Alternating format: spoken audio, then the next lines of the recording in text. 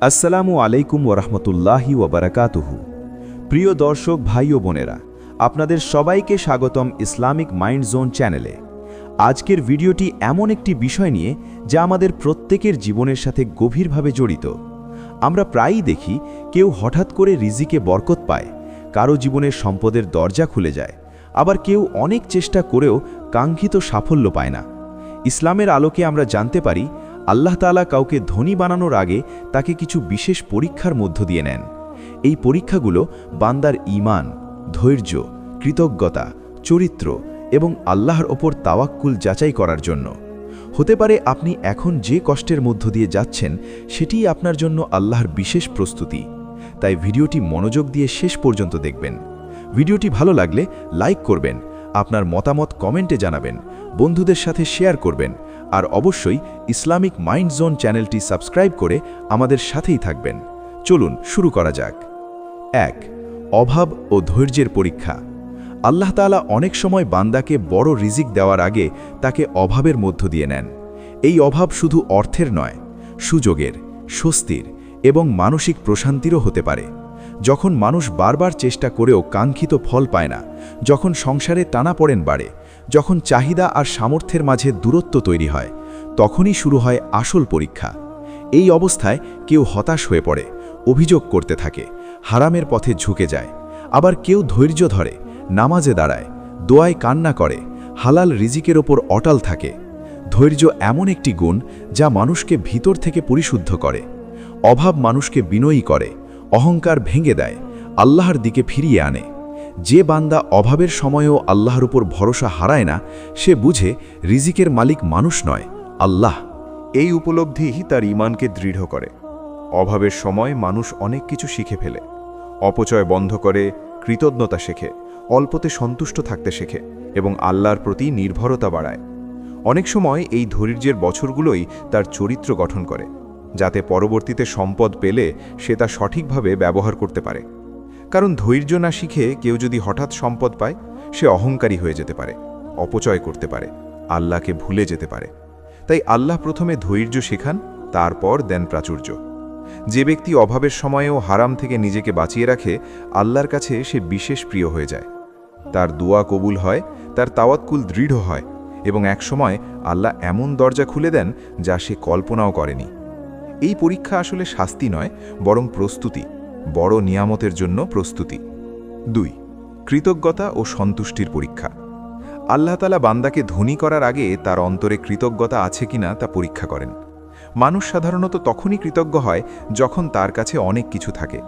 কিন্তু যে ব্যক্তি অল্প নিয়ামত পেয়েও আল্লাহর শুকরিয়া আদায় করে, সেই প্রকৃত কৃতজ্ঞ। সন্তুষ্টি এমন একটি গুণ যা মানুষকে মানসিক শান্তি দেয়। অনেক সময় মানুষ ভাবে আমার কাছে কিছুই নেই, অথচ তার কাছে সুস্থ দেহ, নিরাপদ পরিবার, ঈমান, খাবার, ঘুম, এত নিয়ামত রয়েছে যা সে গুণেও দেখে না। আল্লাহ দেখেন বান্দা এই ছোট ছোট নিয়ামতের মূল্য বোঝে কিনা। যে ব্যক্তি অল্পতে সন্তুষ্ট থাকতে পারে, সে বেশি পেলে তা অপচয় করবে না। যে ব্যক্তি এখনই আলহামদুলিল্লাহ বলতে শিখেছে, সে সম্পদ পেয়েও আল্লাহকে ভুলবে না। কৃতজ্ঞতার রিজিক বাড়ার অন্যতম কারণ। কৃতজ্ঞ মানুষ সবসময় ইতিবাচক থাকে, অভিযোগ কম করে, বরং যা আছে তা দিয়ে ভালো কিছু করার চেষ্টা করে। এই মানসিকতা তাকে আল্লাহর কাছে প্রিয় করে তোলে।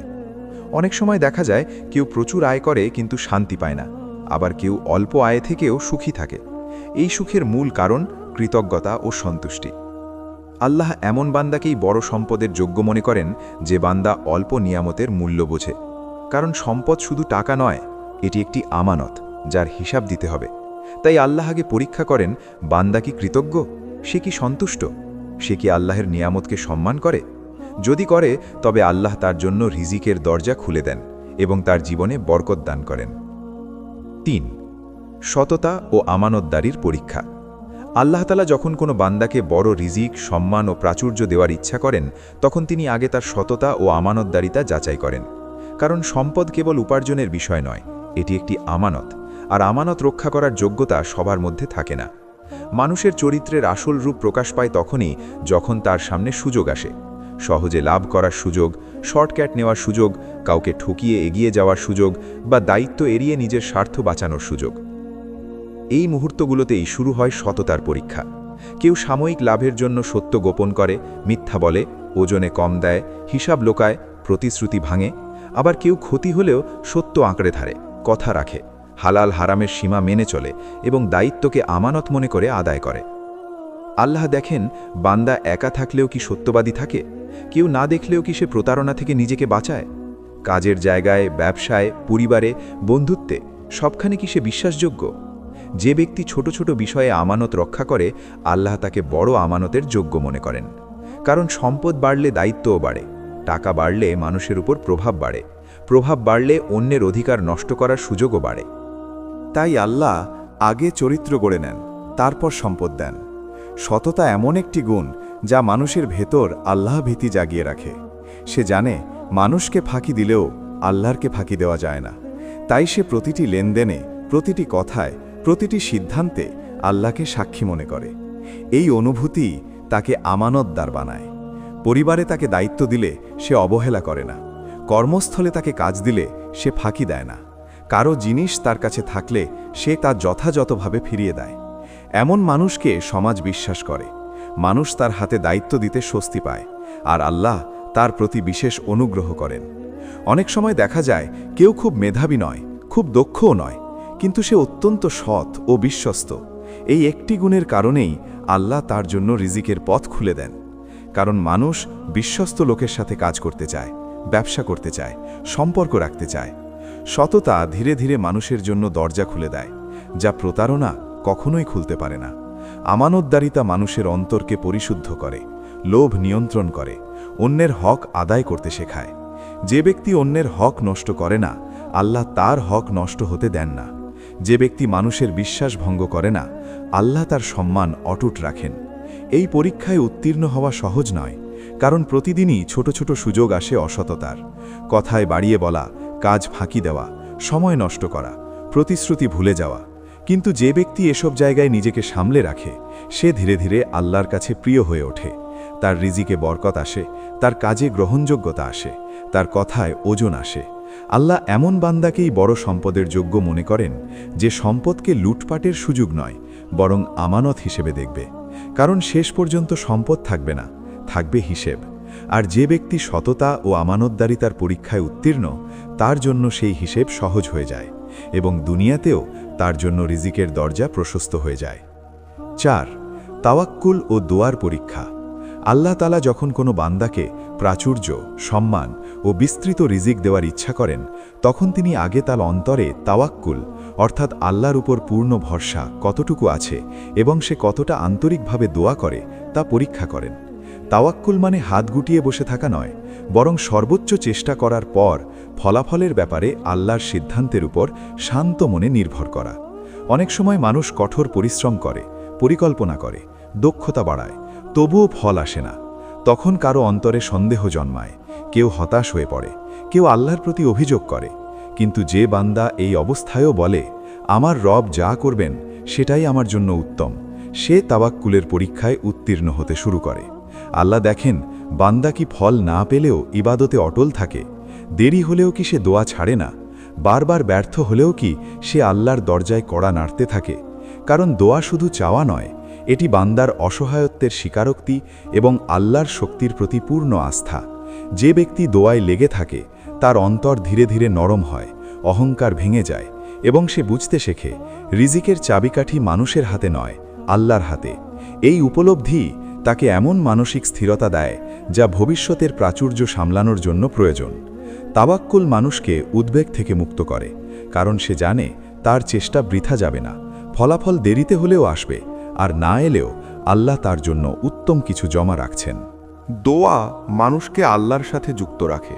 দিনের শুরুতে, কাজের ফাঁকে, রাতের নির্জনতায় সে আল্লাহর সাথে কথা বলে, নিজের চাওয়া পাওয়া তুলে ধরে, ক্ষমা চায়, হিদায়াত চায়, বরকত চায়।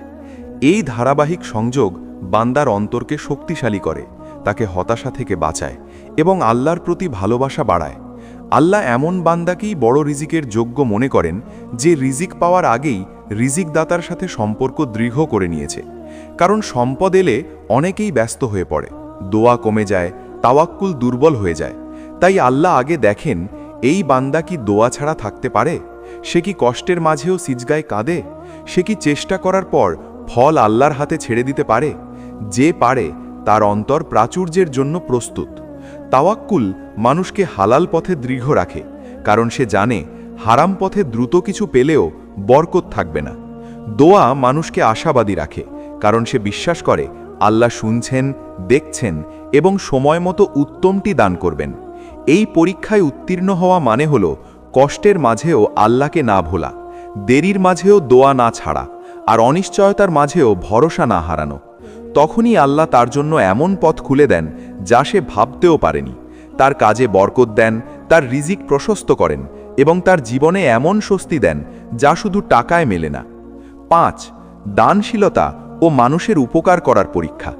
আল্লাহ তাআলা যখন কোনো বান্দাকে প্রাচুর্য দান করার ইচ্ছা করেন, তখন তিনি আগে দেখেন এই বান্দার অন্তরে দানশীলতা আছে কিনা, সে মানুষের উপকার করতে ভালোবাসে কিনা এবং নিজের সামান্য থেকেও অন্যের সাথে ভাগ করে নিতে পারে কিনা। কারণ সম্পদ শুধু নিজের ভোগের জন্য নয়, এটি অন্যের হক আদায়ের একটি মাধ্যম। যে ব্যক্তি অল্প থাকতেই দান করতে শেখে, আল্লাহ তাকে বেশি দেওয়ার যোগ্য মনে করেন। দানশীলতা মানুষের হৃদয়কে প্রসারিত করে, লোভ কমায় এবং তাকে বুঝতে শেখায় রিজিকের মালিক আল্লাহ, মানুষ কেবল মাধ্যম। অনেক সময় মানুষ ভাবে আমার যখন বেশি হবে তখন দান করব, কিন্তু আল্লাহ দেখেন অল্প থাকতেই কি সে কাউকে সাহায্য করতে পারে? কারো কষ্ট দেখে কি তার মন নরম হয়? সে কি নিজের প্রয়োজন একটু কমিয়ে অন্যের প্রয়োজন পূরণে এগিয়ে আসে? এই ছোট ছোট দান, ছোট ছোট সহানুভূতি, ছোট ছোট সাহায্য, এসবই আল্লাহর কাছে বড় হয়ে যায়। দান শুধু টাকার নয়, সময়, পরামর্শ, সান্ত্বনা, জ্ঞান, শ্রম, এসবও দান। যে ব্যক্তি মানুষের উপকারে আসে, আল্লাহ তার উপকারের ব্যবস্থা করেন। যে ব্যক্তি মানুষের কষ্ট লাঘব করে, আল্লাহ তার কষ্ট লাঘব করেন। দানশীলতা মানুষের হৃদয়কে পরিষ্কার করে, কারণ সে বুঝতে শেখে এই দুনিয়ার কিছুই স্থায়ী নয়। আজ যা আছে কাল নাও থাকতে পারে, তাই যা আছে তা দিয়ে কল্যাণ করা উচিত। আল্লাহ এমন বান্দাকে ভালোবাসেন যে অন্যের মুখে হাসি ফোটাতে চায়, কারো চোখের পানি মুছিয়ে দিতে চায়, কারো প্রয়োজন পূরণে এগিয়ে আসে। এই মানসিকতা তাকে প্রাচুর্যের জন্য প্রস্তুত করে, কারণ সে জানে সম্পদ এলে তা দিয়ে কি করতে হবে। অনেক সময় দেখা যায় যে ব্যক্তি নিয়মিত দান করে তার আয় অল্প হলেও তাতে বরকত থাকে, খরচ কম হয়, অপ্রত্যাশিতভাবে সাহায্য আসে, কাজ সহজ হয়। কারণ দান রিজিক কমায় না, বরং বাড়ায়, বরকত আকারে, শান্তি আকারে, সুযোগ আকারে। আল্লাহ দেখেন এই বান্দা কি সম্পদকে নিজের অহংকারের কারণ বানাবে নাকি মানুষের উপকারের মাধ্যম বানাবে। যদি সে অল্প থাকতেই উপকার করতে পারে, তবে বেশি পেলে সে আরও বেশি উপকার করবে। এই ভরসাতেই আল্লাহ তার জন্য রিজিকের দরজা খুলে দেন। দানশীলতা মানুষকে মানুষের কাছে প্রিয় করে, আর মানুষের দোয়া আল্লাহর দরবারে দ্রুত পৌঁছে যায়। যে ব্যক্তি মানুষের জন্য সহজ করে, আল্লাহ তার জন্য সহজ করে দেন। যে ব্যক্তি মানুষের পাশে দাঁড়ায়, আল্লাহ তার পাশে দাঁড়ান। তাই দানশীলতার এই পরীক্ষায় উত্তীর্ণ হওয়া মানে হল নিজেকে প্রাচুর্যের জন্য যোগ্য প্রমাণ করা। প্রিয় দর্শক, আমরা আজ যে পরীক্ষাগুলোর কথা জানলাম, অভাবের মাঝে ধৈর্য, অল্পের মাঝে কৃতজ্ঞতা, সুযোগের মাঝে সততা, অনিশ্চয়তার মাঝে তাওয়াক্কুল ও দোয়া, আর সামান্য থেকেও দানশীলতা, এসবই আসলে আল্লাহর পক্ষ থেকে বান্দাকে প্রস্তুত করার ধাপ। অনেক সময় আমরা পরীক্ষাকে শাস্তি মনে করি, অথচ সেটিই হতে পারে বড় নিয়ামতের পূর্ব প্রস্তুতি। তাই আপনার জীবনে যদি কষ্ট, দেরি, অভাব বা চ্যালেঞ্জ থাকে, হতাশ হবেন না। হতে পারে আল্লাহ আপনাকে বড় কিছুর জন্য তৈরি করছেন। ধৈর্য ধরুন, কৃতজ্ঞ থাকুন, সৎ থাকুন, দোয়ায় লেগে থাকুন, আর মানুষের উপকার করুন। ইনশাআল্লাহ আল্লাহ আপনার জন্য রিজিকের দরজা এমনভাবে খুলে দেবেন যা আপনার কল্পনারও বাইরে। ভিডিওটি ভালো লাগলে লাইক করবেন, আপনার অনুভূতি কমেন্টে জানাবেন, বন্ধুদের সাথে শেয়ার করবেন, আর অবশ্যই ইসলামিক মাইন্ড জোন চ্যানেলটি সাবস্ক্রাইব করে আমাদের সাথে থাকবেন। আল্লাহ আমাদের সবাইকে এই পরীক্ষাগুলোতে উত্তীর্ণ হওয়ার তৌফিক দান করুন। আমিন।